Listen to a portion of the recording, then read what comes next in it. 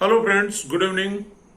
मैं engineer Dinesh Tripathi, ex nuclear engineer atomic energy and now working as an entrepreneur. दोस्तों, इधर बीच जो कनाडा से चल रहा है, तो मुझे इंदिरा गांधी जी की याद आ गई, प्राइम मिनिस्टर की। मैं 1974 में एटॉमिक एनर्जी के 18th बैच में शामिल हुआ। यानी कि एटॉमिक एनर्जी के स्थापना के बाद जो 18वां बैच था, उसका मैं मेंबर बना and I was selected even before my results were declared for engineering.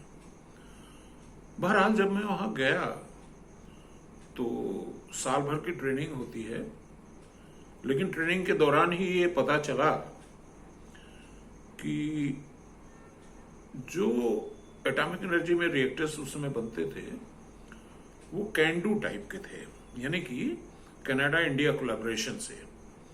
दोस्तों, एक पुरानी कहानी की तरफ ले चल रहा हूं कि डॉक्टर होमी जहांगीर भाभा, जो हमारे एटॉमिक एनर्जी के जनक थे, बीआरसी के एटॉमिक एनर्जी के, वो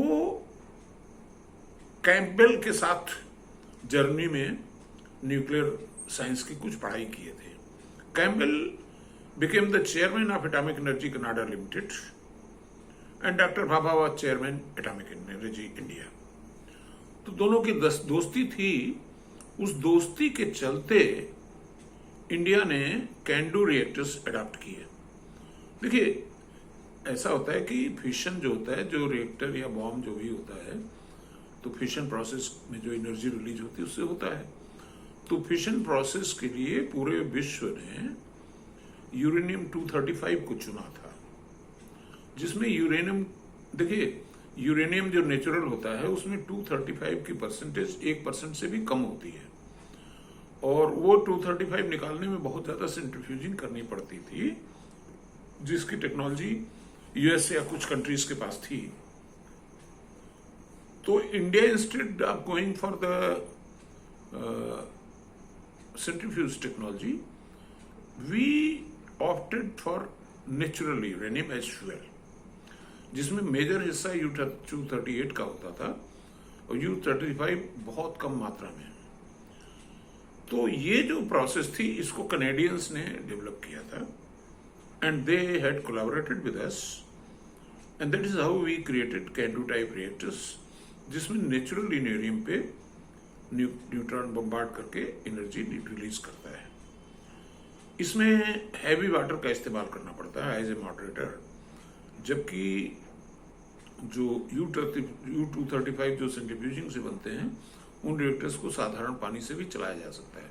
बट एक अच्छी बात यह है कि कैन डू टाइप रिएक्टर्स जो नेचुरल यूरेनियम का इस्तेमाल करते हैं, they are very safe in terms of radiation और in terms of any collapse. तो जब 1973 में इंदिरा जी की याद मुझे इसलिए आई कि पोखरण 1 जो है 1973 में ट्राई किया गया था, इट वाज ए सक्सेसफुल। वो इंदिरा जी उस समय प्राइम मिनिस्टर थी, और मैं जब 1974 में दाखिल हुआ तो मुझे पता चला कि जिस दिन पोखरण 1 ट्राई हुआ, the very next day Canadians, जो उनके न्यूक्लियर इंजीनियर्स और इंजीनियर्स थे यहाँ इंडिया में काम कर रहे थे एटॉमिक एनर्जी में, वो सारे के सारे छोड़ करके निकल दिए कनाडा को, और उस दिन के बाद आज के दिन तक वो हमसे कोलैबोरेट नहीं किए।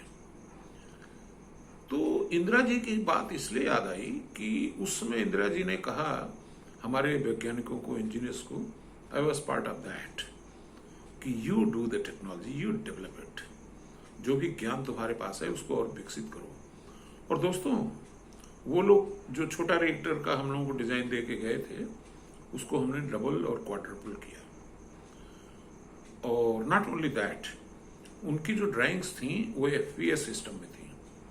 आपको जान के हैरानी होगी कि कनाडा, अमेरिका, ये लोग अभी भी एफपीएस सिस्टम में चल रहे हैं, जबकि हम लोग एमकेएस अडॉप्ट कर चुके हैं।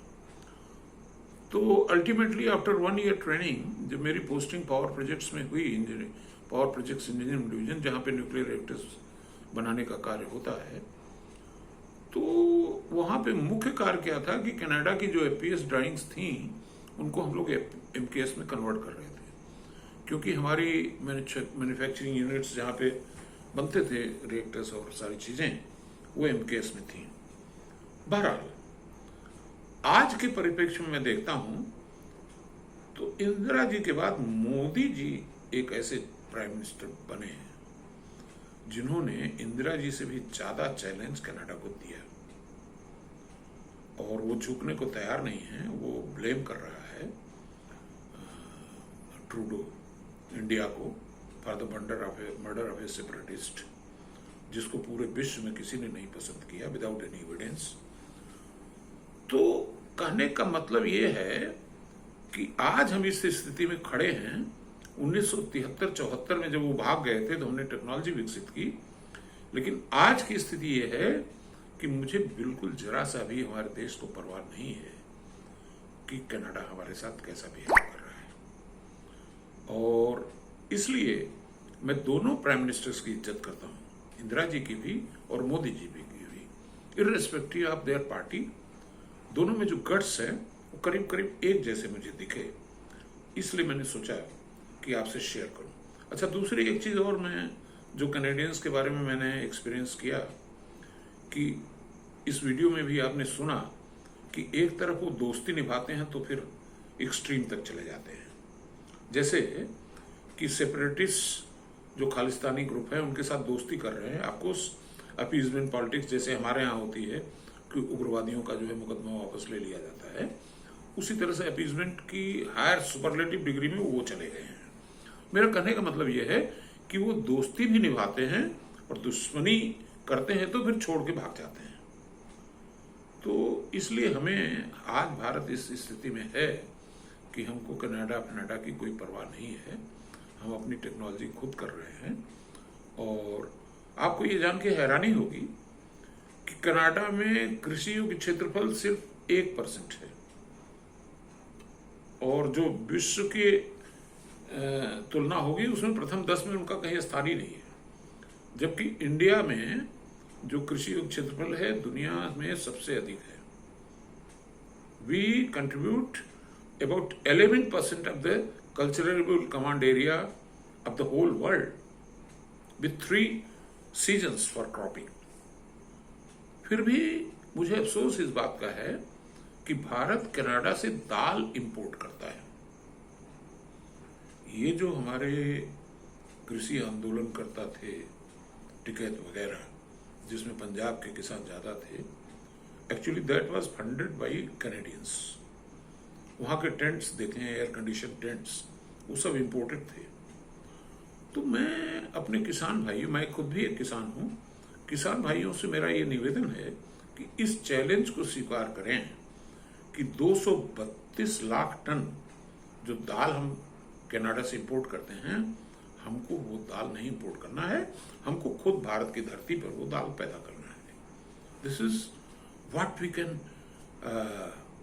Take advantage of this situation. हमारे फार्मिंग कम्युनिटी को ये सोचना चाहिए कि कनाडा हमारे सामने दो हाथ करने को तैयार खड़ा हुआ है, तो पहला झटका तो हम ये देंगे कि भैया हम तुमसे दाल नहीं इंपोर्ट करेंगे, हमारे पास बहुत जमीन पड़ी हुई है जिसमें हम दाल पैदा करके तुम्हें जरूरत होगी तुम्हें एक्सपोर्ट कर देंगे। Thank you.